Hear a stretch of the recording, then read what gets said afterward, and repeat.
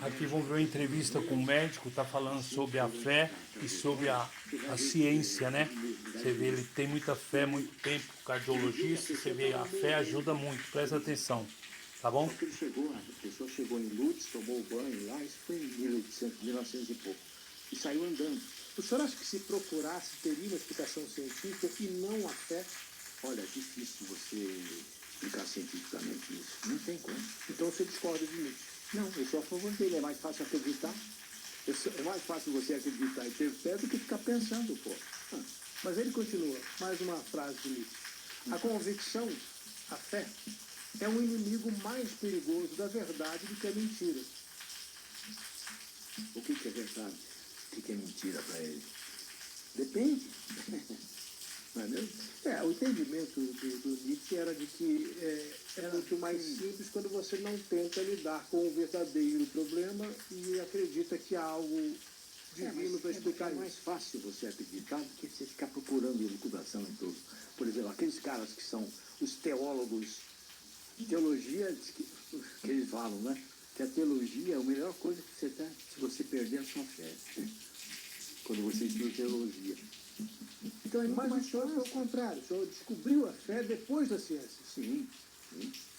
Porque aí eu vi que, por exemplo, eu tratava só da pessoa, da doença. Eu esquecia que a pessoa tinha corpo, tinha mente e espírito. E que a doença pode começar em qualquer uma das dimensões e a cura também. Muito mais. Hoje, por exemplo, quando você conversa com o paciente, 30%, 40% né, só de você conversar você já resolve. Que a grande maioria das doenças hoje são psicossomáticas. O estresse, a ansiedade. E nesse sentido a fé tem... Ajuda muito. É uma função parecida com a da psicologia? Você não pode comparar as coisas, né? Existem inúmeros trabalhos científicos comprovando que a fé modifica a evolução das doenças. Isso eu tive contato com várias pessoas, eu estudei muito isso, escrevi alguns livros sobre isso. Mas são coisas só pontuais, né? Quer dizer, o sujeito que vai muito na missa tem longevidade maior. O sujeito que vai muito na igreja controla colesterol, evidente, tudo bem. Como é que o senhor explica isso? Isso é porque hábitos de vida, né? O sujeito, porque a partir do momento que você acredita em Deus, a partir do momento que você acredita que você usa o corpo, que é templo do Espírito Santo, é uma questão de lógica. Se você acredita nisso, você tem que se cuidar. Entendeu? Por exemplo, é uma das formas que eu faço do meu paciente aderir ou não ao tratamento. A ideia de ver o corpo... É o corpo como templo do Espírito, Como Jesus E é real, dizia, que o tá? tempo não estava lá em Jerusalém, Não. o tempo estava na Está gente. lá em Coríntios, está lá em Coríntios, 1 de Coríntios. Então, realmente, se você acredita nisso, que o corpo humano é a obra-prima da criação, você imagina. Até outro dia eu estava fazendo uma palestra e eu comecei assim, olha aqui, eu ganhei um presente da minha mulher 30 anos atrás. Eu estava lá em Paris, ela falou, pega uma água para mim. Eu fui abrir a portinha lá do frigobar, tinha lá uma caixinha de presente, que era um relógio. Relógio, tá bom. Eu guardo esse relógio, você viu falando isso, guardo esse relógio com carinho. É a mesma coisa, o corpo humano é a mesma coisa, é o presente que Deus deu para você. Você tem que se cuidar, porque nele habita o Espírito Santo de Deus. Quer dizer, o maior argumento que tem para você se cuidar. Mesmo o mais maligno dos seres humanos carrega o Espírito Santo? Sim, claro que sim, todos. É própria da criação, né? O único que não carrega é Satanás, que fugiu, né? Que não é Espírito Santo lá. O senhor entende que existe, de fato, um espírito separado do corpo? Sim.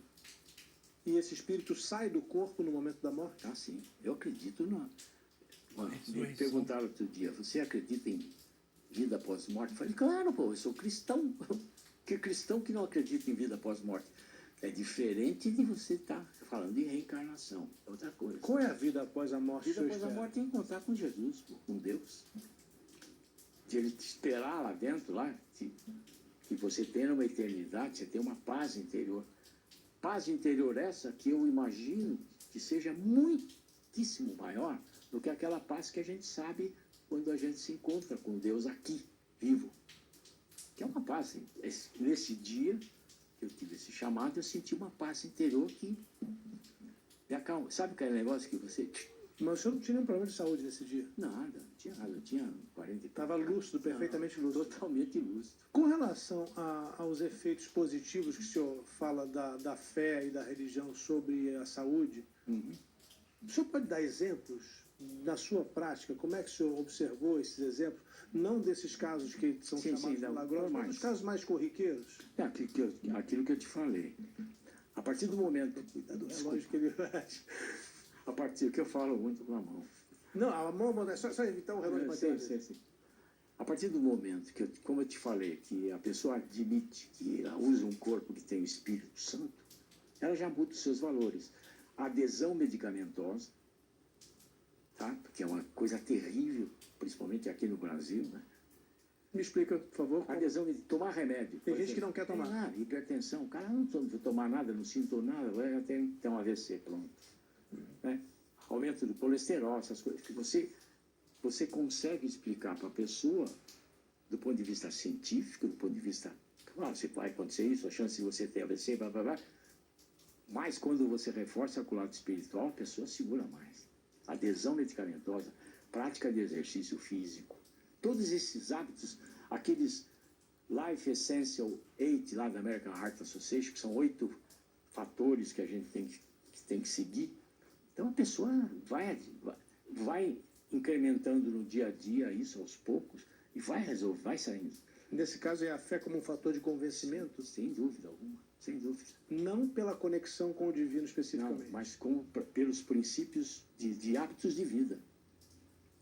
E claro, veja bem, por exemplo, tem vários estudos, eu te falo, vários estudos que existem, mas por exemplo, reza do terço. Você não acha uma coisa tão sem graça? Não. Eu achava. Eu achava que isso era coisa de... Acho que tem algo de valioso nessa repetição. Eu acho que a igreja, eu falava assim, que a igreja inventou isso aí porque mulher gosta de falar muito, então fica falando, rezando, sabe? Distração da mulher, né? Depois eu paguei a conta, né? Disso que eu falei, né? Eu estava em O senhor foi criticado? Medjugorje, não.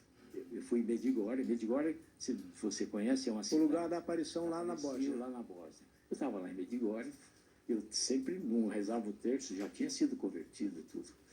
Aí eu de noite, eu senti uma vontade imensa de rezar o terço. Pela primeira vez na vida? Primeira vez. Eu fiquei lá rezando na porta, minha mulher foi lá atrás de mim, pô, o que aconteceu? E a partir daí, eu comecei a estudar, que ciência é isso, mente acadêmica é isso. Comecei a estudar, falei, pô, vem cá, tem que ter uma lógica nesse negócio. Aí fui descobrindo vários estudos que mostram que durante a reza do terço, você consegue equilibrar o sistema nervoso autônomo, parasimpático e simpático, que simpático excita, o parasimpático acalma. Quando você respira, você acalma o sistema nervoso simpático. Então você equilibra, melhora o fluxo cerebral, melhora a frequência cardíaca. Esse estudo mostrando. É um efeito semelhante ao do mantra? Como se fosse. Até nesse estudo tem as duas versões, né? Rezando o terço e falando o mantra.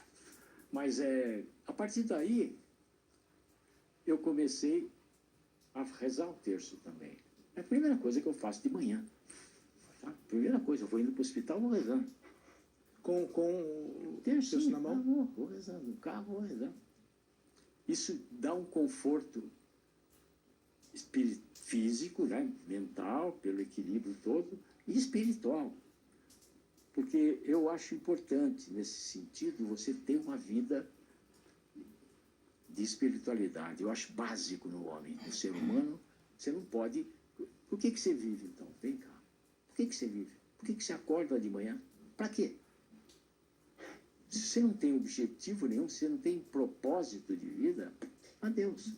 Não tem. Aí vem depressão, vem doença, vem um monte de coisa, né? E a espiritualidade reforça a imunidade? Sem dúvida alguma. Imunidade, tem várias comprovações desse sentido.